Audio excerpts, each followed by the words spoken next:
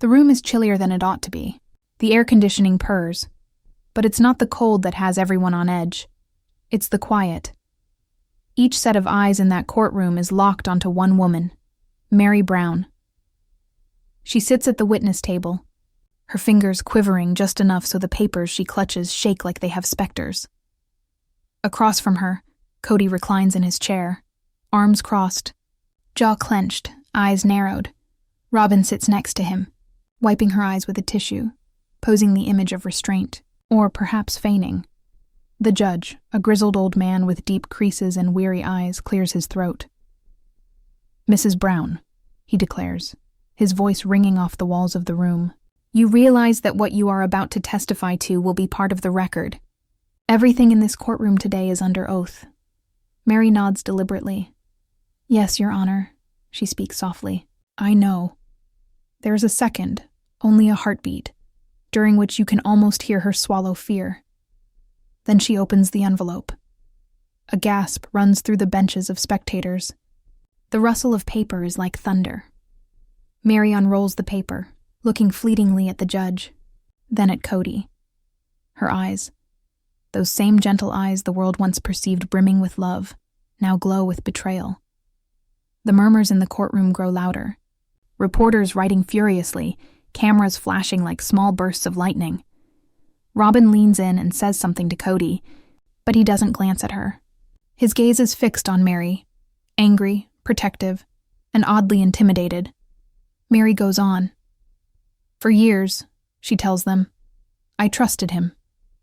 I trusted his promises, his lies, and his version of the truth, but I was mistaken. We were all wrong." The prosecutor, Ellen, takes a step forward.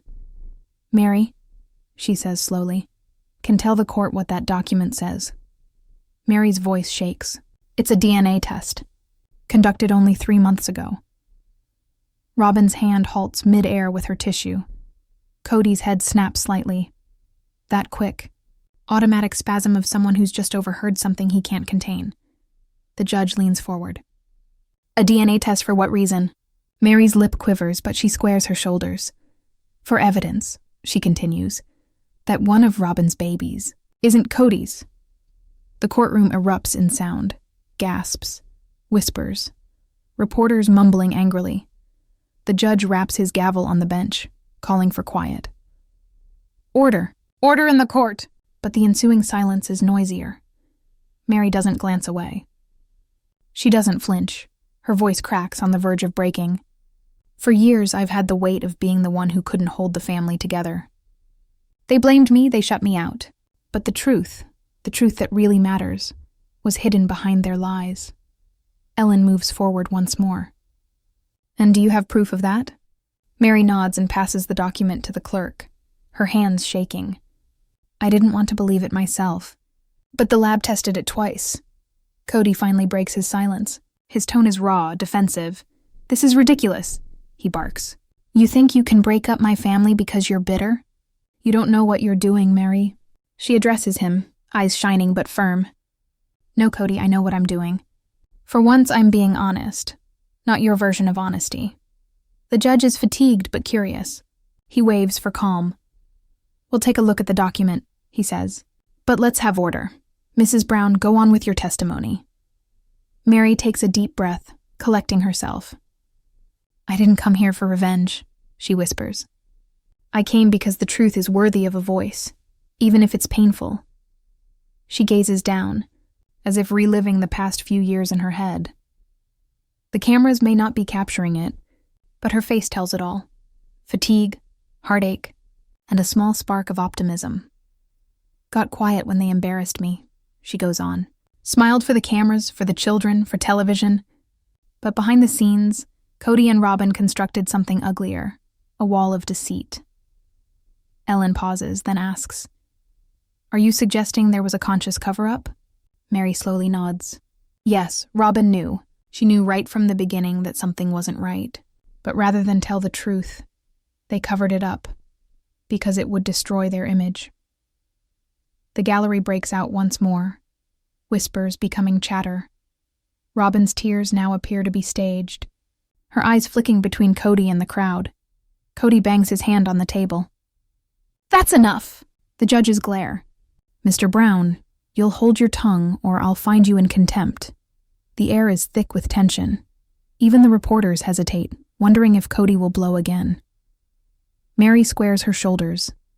You always said you were a man of faith, she says softly. But faith doesn't hide the truth. It confronts it.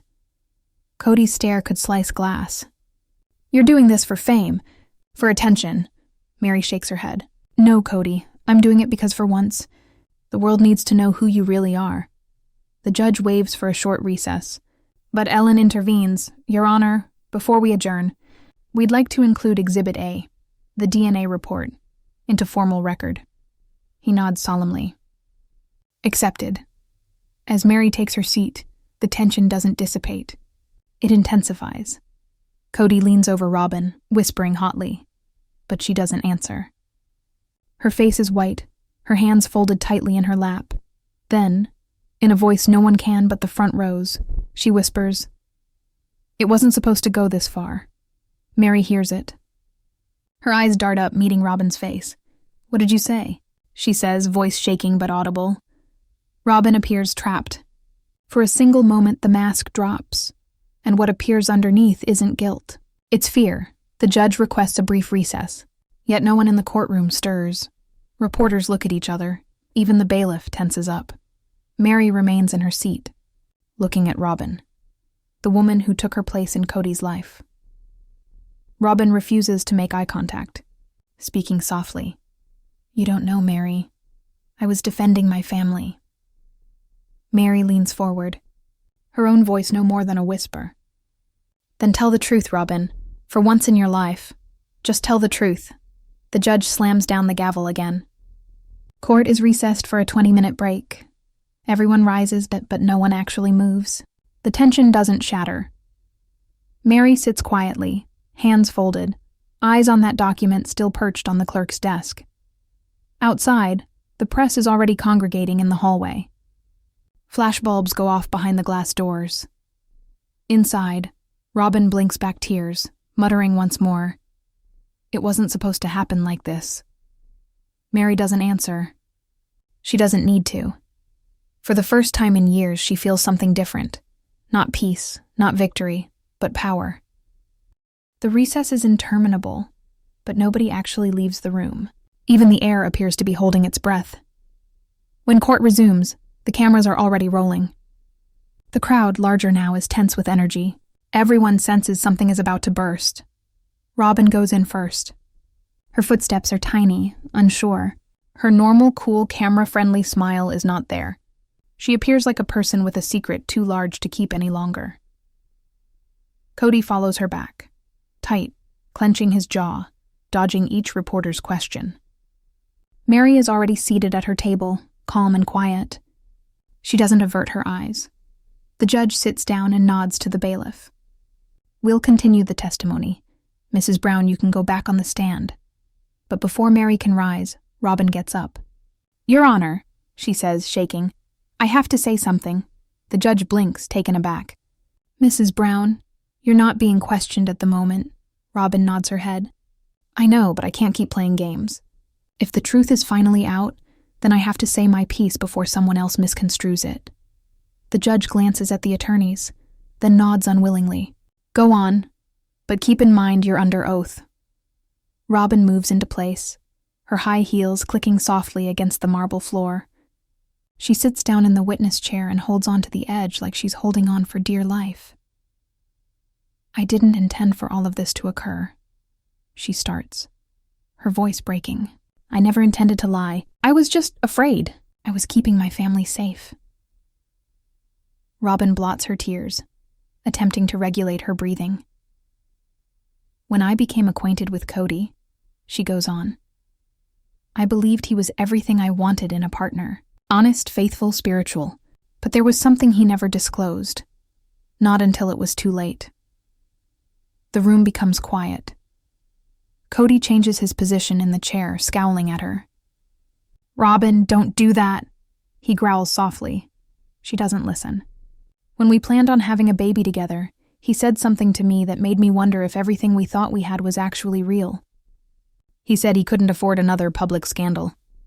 that if anything ever jeopardized his reputation, he'd deny it, regardless. Meri's eyes widen ever so slightly. Robyn goes on, quavering. When I became pregnant, he began to question me. He told me if the baby wasn't his, people would gossip. He got me to take a clandestine test, one that he believed would never be allowed to see daylight. A rustle spreads across the room. The judge speaks forward. Are you affirming there was an earlier DNA test? Robyn's head bobs in agreement. Yes, and that test wasn't what Kody wanted it to be. The prosecutor edges closer. Mrs. Brown, are you telling us the results indicated that Kody is not the biological father? Tears flow openly now. Yes, she whispers. But he told me to destroy it. He said if I loved him, I'd protect him. And I did. A roomful of gasps erupts in the courtroom. Kody bangs his hand on the table once more, shouting louder. That's a lie. You're distorting everything. Robyn winces but does not cease. I burned the paper, Kody, just like you instructed me to, but I couldn't destroy the truth. The judge holds up a hand. We'll have order in this court. Robyn's voice becomes softer, more delicate. After that day, everything was different. Kody pulled away. He said to shut up, that Meri would never know. But guilt does not lie hidden, and when Meri began to ask questions, I freaked out. The prosecutor, Ellen, leans forward. So you acknowledge hiding evidence? Robyn shakes her head in despair. Yes. I believed I was doing the right thing. I believed I was preserving what was left of our family, but now I see I was protecting only his lies. Meri stands there, her face inscrutable. There is anguish in her eyes, certainly, but something else too. An odd serenity, of the sort that comes when the truth begins to congeal. Kody can't hold himself back. You think this makes you a hero, Robyn? You betrayed me! Robyn turns her head to him. No, Kody, you betrayed all of us. The courtroom is filled with whispers. Meri rises slowly, her voice low but distinct. Your Honor, may I inquire? The judge nods. Proceed. Meri faces Robyn. You stated Kody made you take a private test. Who administered it? Robyn pauses. It was someone Kody was familiar with. A friend from his church group. He assured me it would be confidential. Meri's voice gets colder. And where is that individual today? Robyn swallows. He fled the state immediately after the test. I haven't heard from him since. Meri looks over at her lawyer, who riffles through a folder and extracts a photograph. Your Honor, Ellen says, we believe we've located that man, and he's agreed to testify. The courtroom explodes again. Kody's face drains of color. You're bluffing, he spits.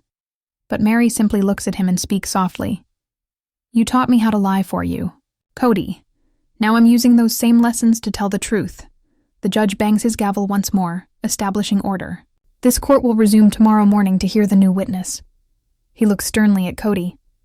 And Mr. Brown, I strongly suggest you keep your temper in check.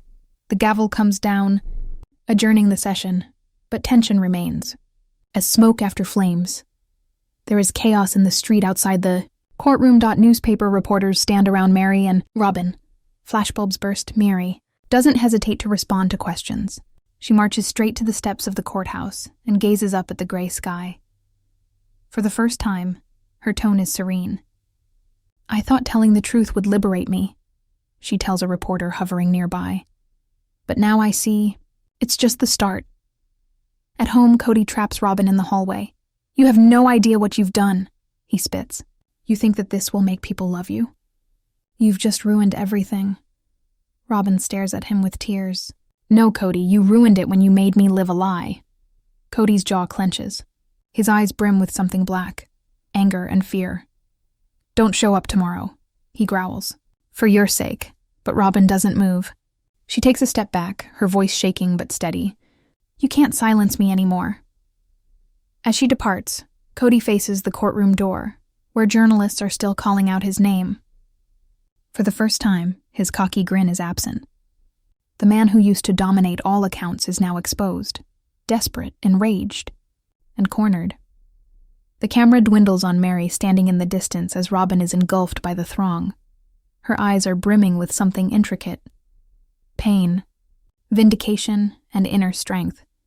She mutters to herself, it's almost over. But not yet. And somewhere within the courthouse, out of sight behind closed doors. A file is being prepared, one that contains not only DNA test results, but financial data, coded messages, and a name that hasn't been heard in years. That name will unlock it all. The next morning, the courthouse feels different, heavier somehow. The crowd outside has doubled, and security lines stretch out the doors. Inside, camera crews whisper, reporters check their microphones, and even the wooden benches creak under the weight of anticipation. Everyone's waiting for one person, the mystery witness Meri's attorney promised to bring. Kody enters first, his suit crisp but his confidence fragile. Robyn enters after him, her eyes puffy and red, their gaze averted. Meri, however. Meri strides in, unruffled, composed, nearly unnervingly calm. She's a different woman from the one who shook on the witness stand yesterday. As the judge bangs the court to order, you could hear a pin hit the floor. "Bring in the witness," the bailiff declares. A man enters through the doors, mid-40s, tall, dressed in a plain gray jacket. He proceeds directly to the stand, nodding respectfully to the judge. His name is David Langston. "Mr. Langston," Ellen, the prosecutor, says, "please enter your profession on the record." "I am a medical technician," he responds. "I worked at the private clinic that did discrete DNA testing for public figures." The audience adjusts in their chairs. The words public figures always perk up. Ellen nods. "Were you directly involved in any tests concerning Kody Brown or a member of his family?" "Yes," David responds matter-of-factly. "I was the technician who ran the first DNA test between Mr. Brown and one of Robyn's children." Kody's fists clench on the table. He doesn't move, but his jaw clenches as though he's gritting down anger. Ellen goes on. "And can you tell the court what results were?" David glares at Kody, then at the judge. "They indicated Mr. Brown was not the biological father." A group gasp erupts from the gallery. Cameras flash like lightning. The judge holds up his hand for quiet, but the hum will not subside. Kody's lawyer stands. "Objection. This is unverified hearsay." Ellen interrupts, holding a folder. "Your Honor, we have authenticated copies of the lab's internal documents, signed by Mr. Langston, dated and off-site storage. We've checked authenticity." The judge looks at the folder, then inclines his head slowly. "Objection overruled. Continue." Kody's expression is stone, but the rage simmering just below the surface is palpable. David draws a breath. "Once I'd run the test, Mr. Brown reached out to me personally. He explained there'd been an error, that the results had to be erased. I wouldn't comply. 2 days later, the clinic got a cease and desist letter, and I was fired." Ellen moves in closer. "Mr. Langston, did Kody Brown make you any kind of payment for your silence?" David shakes his head slowly. "Yes. He gave me $50,000 cash and said if I didn't accept it, I'd be sorry." The courtroom explodes again. The judge bangs his gavel, but the commotion is out of control. People murmur, shake their heads, even gasp out loud. Robyn buries her face in her hands, weeping softly. Meri, sitting in her seat, simply closes her eyes for a moment, not in triumph, but in sadness. Kody springs to his feet, voice booming. "This is a setup! You all don't have any idea what you're talking about. That man is not telling the truth." Ellen's voice remains icy, steady. "Mr. Brown, please don't interrupt. You will have an opportunity to respond." But Kody is no longer hearing. He gestures toward Meri. "You think you're some kind of hero? You're ruining our family." Meri finally speaks, voice firm and low. "No, Kody. You did that when you chose lies over love." The judge's voice rises. "Enough. One more outburst and I will have you removed, Mr. Brown." He addresses Ellen. "Please proceed." Ellen nods. "Mr. Langston, did you ever receive payment or any further contact from Mr. Brown after your termination?" David shakes his head. "No, but a week later, I had my car vandalized and a threatening message on my doorstep. It read, 'Some truths are better buried.'" The judge breathes a deep sigh. The courtroom is now completely silent. Even the reporters pause before they type. Ellen looks at Meri, then David. "Why now?" David's response is brief but potent. "Because people deserve to know when the truth's been sold." Meri regards him with silent gratitude, the sort that doesn't require words. Kody's lawyer rises again, pleading. Your Honor, my client has insisted that this alleged DNA test was administered under abnormal conditions, but before he can complete, the judge cuts him off. Mr. Langston's records are consistent with official chain of custody procedures. Unless you have evidence to the contrary, I think we should proceed. Kody returns to his seat, defeated but angry. Ellen addresses the judge. Your Honor, we'd like to enter the clinic's financial statements with evidence of a wire transfer out of one of Mr. Brown's business accounts into Mr. Langston's clinic 3 days prior to his dismissal. Gasps. Wave once more. Kody's lawyer shuffles through his documents frantically, muttering something, but Kody brushes him away. He's too furious to plan. The judge looks at Kody. Do you have an explanation for this payment? Kody doesn't reply at once. He glances at Robyn, the woman who once stood by him no matter what. But now she won't even look at him. At last he grunts. It was a donation. To the clinic, the judge groans. A timely gift to come on the heels of a doctored DNA test. Kody's voice is rising once more. I didn't doctor anything. I was defending my family from folks like her. He gestures towards Meri. Meri doesn't blink. From folks like me? She asks quietly. You mean the folks who cared enough about you to believe your lies? Silence that comes afterwards hurts more than a scream. Ellen turns to Meri, and Meri takes out a small flash drive from her bag. This, she whispers, was discovered in one of the storage units rented by Robyn's name. Robyn's head jerks up. What? Meri's voice does not falter. There were recordings. Voicemails. From Kody. The judge furrows his eyebrow. Do you have those messages with you? Ellen nods. Yes, Your Honor. With the court's permission, we'd like to play one. The judge nods. The courtroom goes silent as the clerk plugs in the flash drive. The audio begins. Faint at first, but clear enough. Kody's voice fills the room. You don't get it. Robyn, if this ever comes out, we lose everything. The show, the contracts, the church. You'll say the test was fake. You'll say I'm the father. I don't care how. Just fix it. The recording ends. For a moment, no one moves. Then Robyn cries. Meri just looks at Kody, not with hatred, but with something worse, disappointment. The face of the judge sets. This court will have to authenticate this recording, but I can already say to you, Mr. Brown, things are not going well. Kody collapses back into his seat, his eyes empty. Ellen speaks again, her tone soft but resolute. Your Honor, with this testimony and evidence, we're establishing a pattern of deception. The truth isn't just about a DNA test. It's about years of manipulation, financial coercion, and emotional abuse. The judge nods gravely. We'll adjourn for today. I'll review the evidence in chambers. He bangs the gavel once more. The sound echoes like thunder. As the courtroom clears, Meri sits for a long time. She glances at the vacant witness stand, then at her hands. Tears fall from her cheeks, silent, slow, real, she mutters under her breath. It's finally happening. Outside, reporters congregate once more, shouting questions regarding the recordings.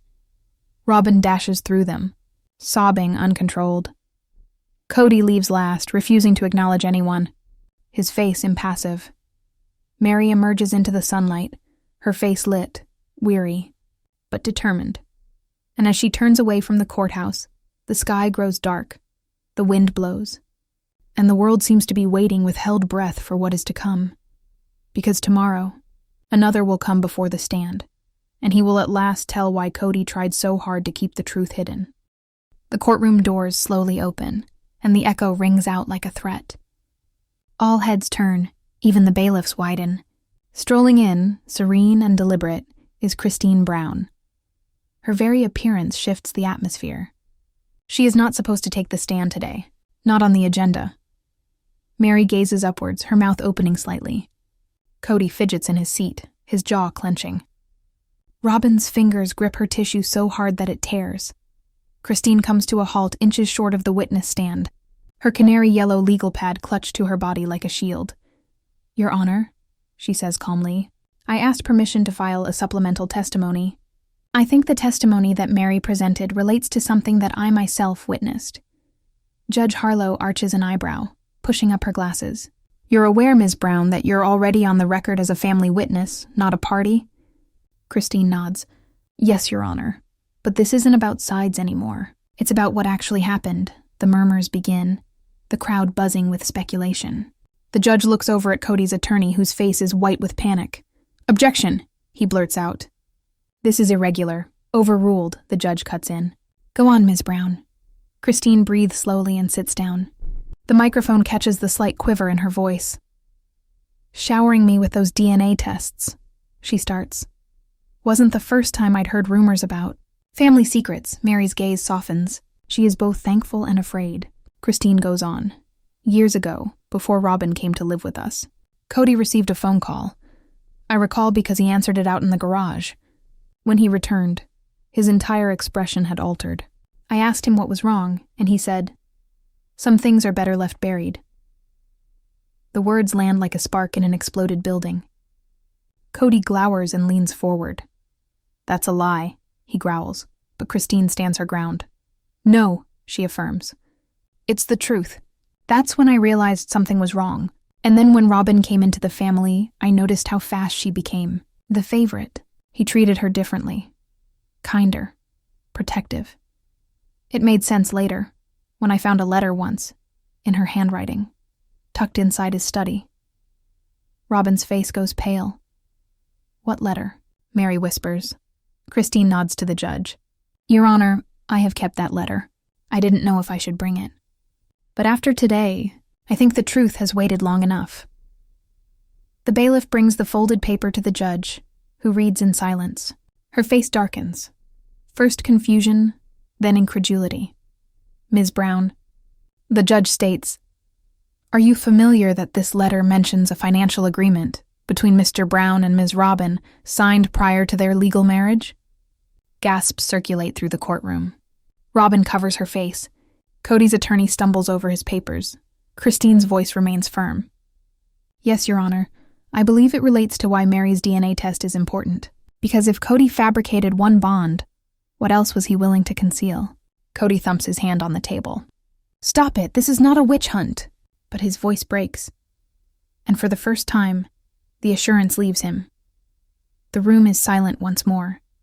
The judge motions for a brief recess, but no one moves. Even the court reporter has stopped typing for a moment, caught up in the rawness of the moment. When the recess ends, Robyn's lawyer rises. Your Honor, she says shakily, we'd like to call Robyn Brown to the stand.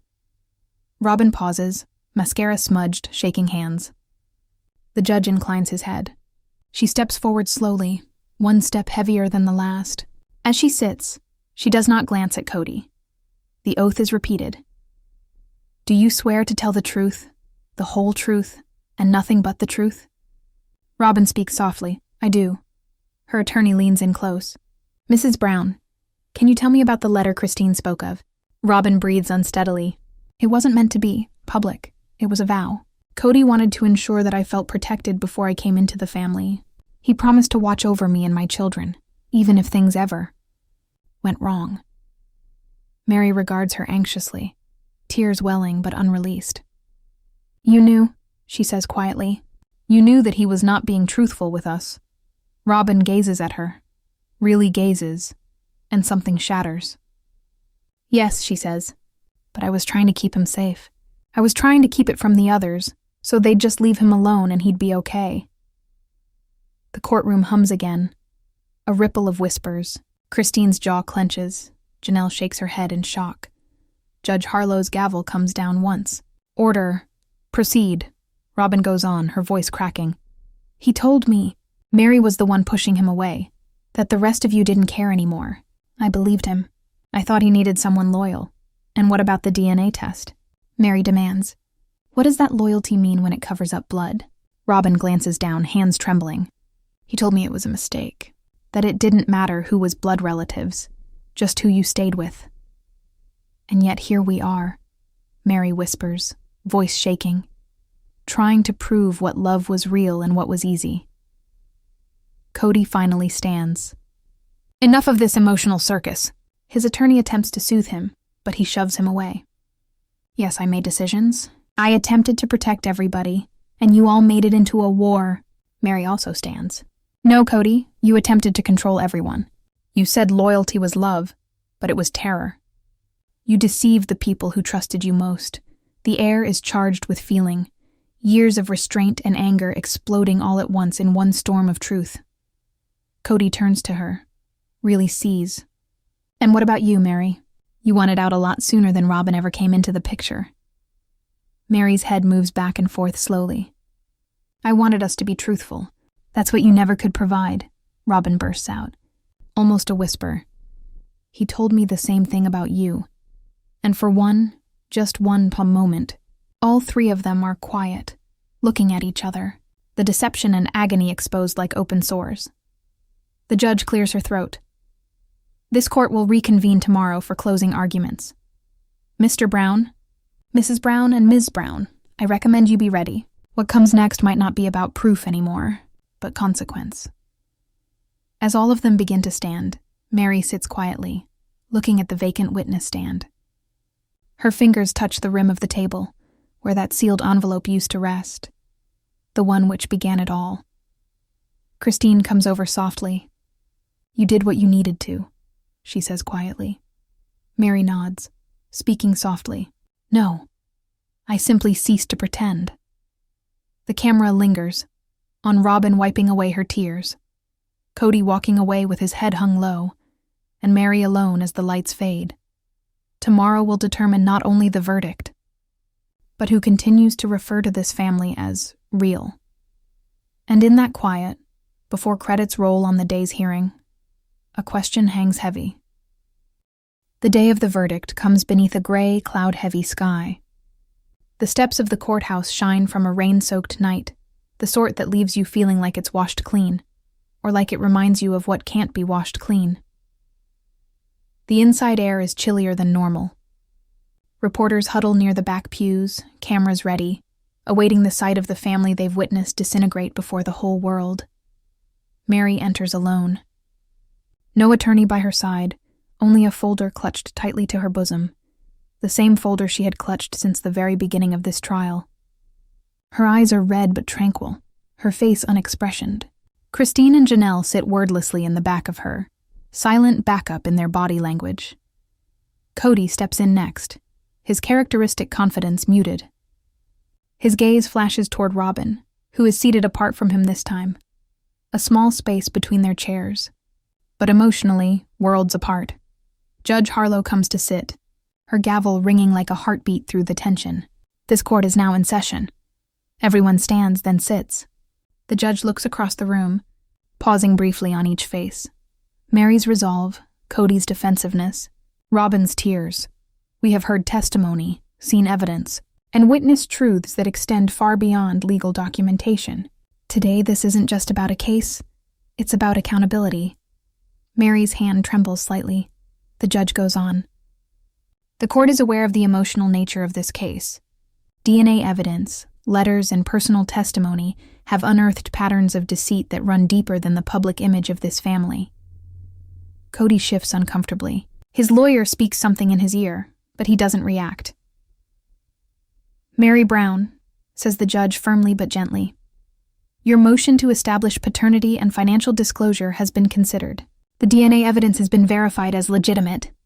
A murmur runs through the courtroom. Kody's shoulders tense. Robyn shuts her eyes. The judge breathes in. And yet, this court will not make those specific findings public, only to the parties involved. But the message is clear. A long-standing truth has been concealed, and the people who are responsible for that cover-up must carry its burden. Meri drops her eyes, a single tear running down her face. The judge is not finished. Mr. Brown, she states sternly, you have constructed your existence on the premise of common spirituality, commitment, and affection. However, the court has witnessed manipulation, broken vows, and deception in the name of spiritual togetherness. You will be compelled to pay financial compensation to Mrs. Brown for assets withheld that were garnered during your mutual marriage and subsequent divorce. Kody exhales sharply, almost a scoff.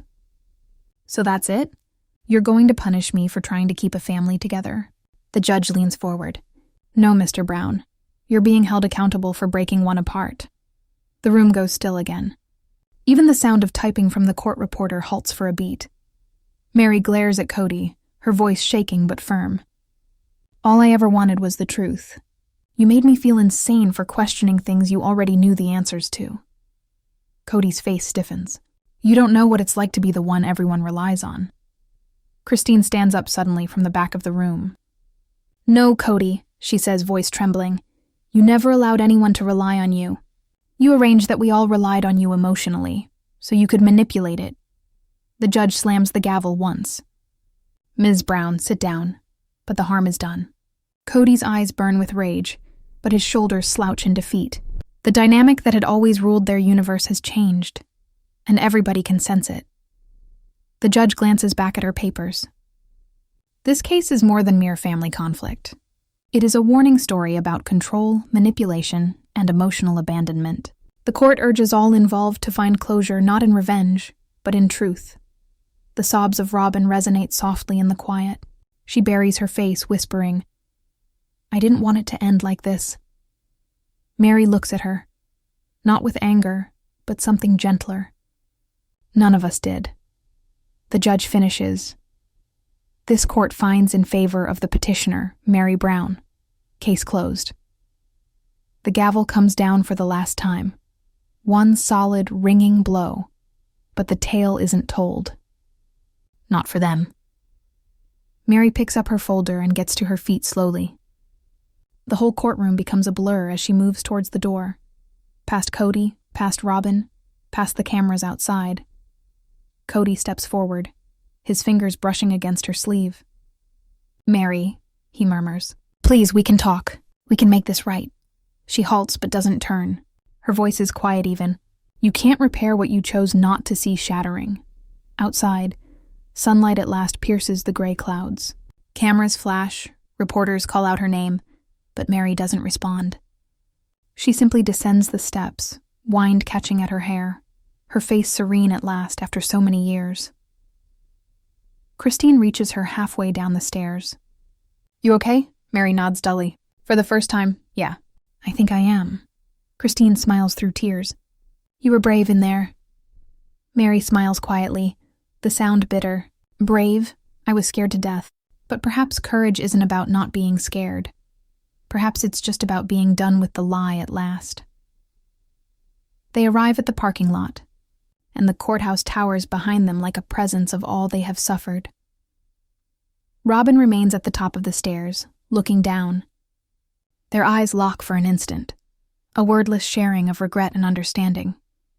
There is no need for words. The truth has already been spoken. Kody exits a minute later, alone. He covers his face from the cameras, growling under his breath. For the first time, his confidence appears to be rusting away like worn armor. As Meri gets into her car, she glances in the rearview mirror. The courthouse doors close behind Kody, a symbolic end, but not a final one. The camera fades as Meri's car drives off into the distance, the sun breaking through the clouds, golden light spilling across the pavement. A narrator's voice, calm, reflective, cuts through the soft background music. Truth doesn't always heal the way we want it to. Sometimes it leaves scars that never fade, reminders of what we survived. But in that courtroom, Meri didn't just win a case. She reclaimed her voice. The final shot stays with Meri's car as it rounds the corner. Then, black screen, and a final voiceover. Families are founded upon love and trust, they say. But what if both were pushed to the limit within a courtroom? Would you forgive, or would you finally move on?